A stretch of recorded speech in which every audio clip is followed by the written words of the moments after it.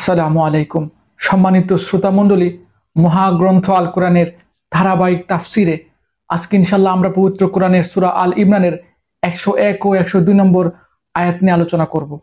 এই আয়াত দুটিতে আল্লাহ রাব্বুল আলামিন বলেন, وَكَيْفَ تَكْفُرُونَ وَأَنْتُمْ تُتْلَى عَلَيْكُمْ آيَاتُ اللَّهِ وَفِيكُمْ رَسُولُهُ وَمَنْ يَعْتَصِمْ بِاللَّهِ فَقَدْ هُدِيَ إِلَى صِرَاطٍ مُسْتَقِيمٍ।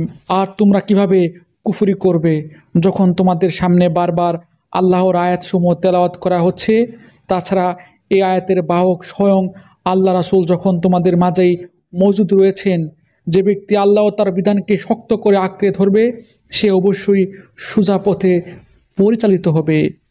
يا أيها الذين آمنوا اتقوا الله حق تقاته ولا تموتن إلا وأنتم مسلمون।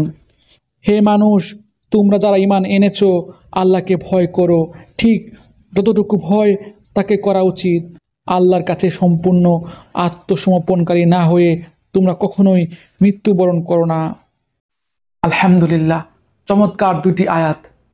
এই আয়াত দুটিতে আল্লাহ রাব্বুল আলামিন আমাদের জানাচ্ছেন তিনি আমাদেরকে সতর্ককারী হিসেবে হযরত মুহাম্মদ সাল্লাল্লাহু আলাইহি সাল্লামকে পাঠিয়েছেন। পাশাপাশি তিনি তার নবীর মাধ্যমে মানুষের জন্য কল্যাণকর জীবন ব্যবস্থা হিসেবে আল কোরআন দিয়েছেন। এই দুই নিয়ামত পাবার পরেও, মহাসত্যের প্রমাণ পাবার পরেও কেন মানুষ আল্লাহ ও তার জীবন ব্যবস্থাকে অস্বীকার করছে?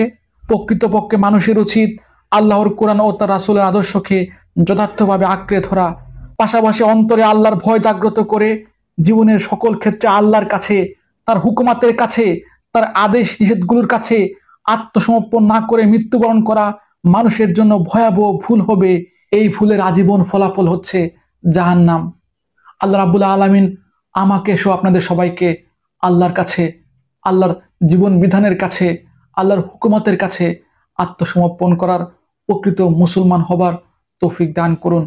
এই প্রত্যাশা আজ এখানেই শেষ করছি। ধন্যবাদ।